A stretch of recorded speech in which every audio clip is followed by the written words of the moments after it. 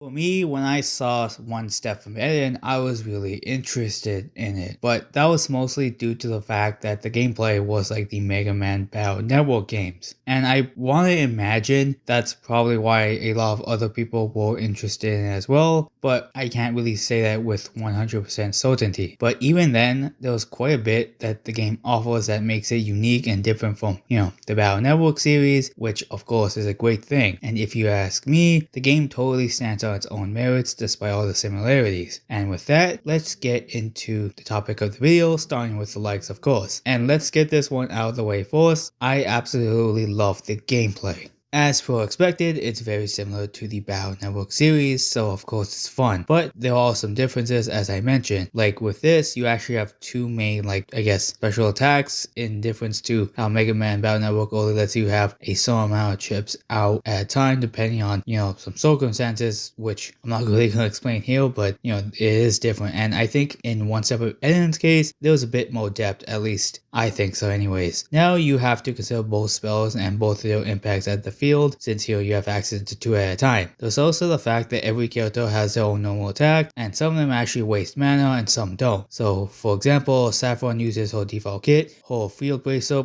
doesn't waste any mana, but her chrono one actually wastes one per use. There's more examples of this, but nonetheless, I like this just because different kits have different ways to use mana and you have to manage it differently. But I like the mana system since each spell has their own cost, and say you might end up using one that costs a lot really early on and you having to wait longer, and obviously they have their own different effects and their own different ranges. There's way too much to go over here, but there's ones that just do damage, they can also root your opponent to place, launch storage, and much more. Another part I really like definitely had to be the sprites, both the characters, monsters, robots, and whatever else. They're all really colorful and I really like the animations. And now I also want to move on to the characters since I enjoyed playing them since they're all pretty unique and for the most part fun to play. There might be like some characters I don't enjoy as much, but I still think they're pretty unique and at least somewhat fun to play, just not for me of course. As I mentioned, they all have different kits, like Saffron either having a time slowdown one or a rapid fire attack as a normal attack. And of course the different kits kind of have different spells depending on which one you pick. Like as I said, this time slowdown that Saffron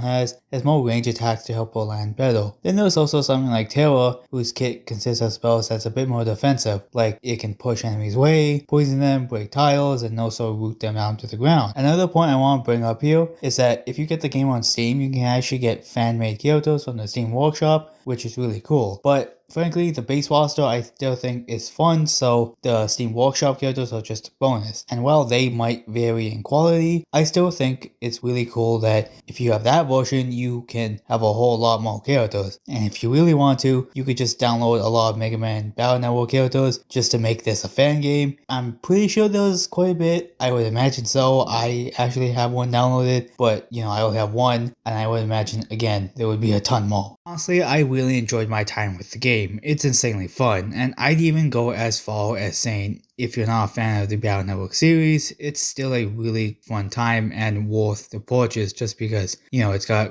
really amazing gameplay and it's a fast-paced action RPG. But even then, there are some aspects I end up just not really liking as much. One of these parts is how you unlock characters, since I feel it's pretty random and it can take quite a long time. You have to get to gate 3 and have one of them show up, which you can control, and then when you're done the run, you might unlock them. I found it annoying since sometimes on a bad one, you just get curb stomped and you might not even get to gate 3, and if you do, you just, might not get the exact character you want. I wish instead there could have been a thing where you go on some path to maybe get some characters to show up a lot more. At least I would have enjoyed that a lot more. How it is right now isn't the worst way, it's just I don't really like having any control on who you fight when. I also didn't really like the lack of content the game has. There isn't really a lot. It's just the mode that I mentioned where you go fight random enemies and bosses every few matches, a co-op mode where you do the exact same thing with a friend, and a versus mode. And while the single player mode is replayable with the random encounters and whatnot, I don't really think it's good enough for the only single player mode. And while I'm not the biggest on game story, I kinda wish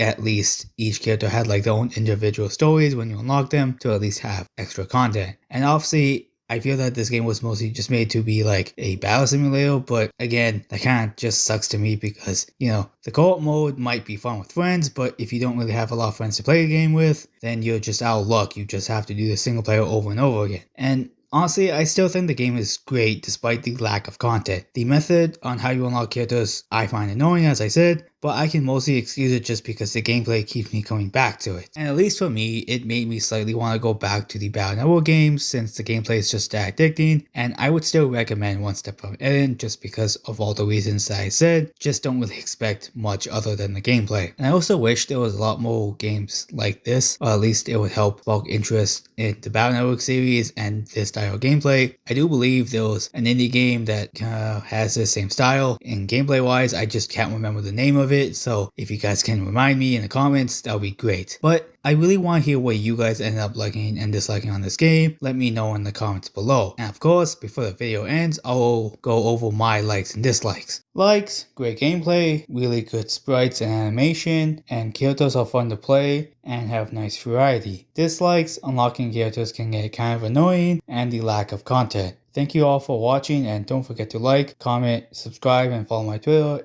And that's in the link in the description, and see you guys later.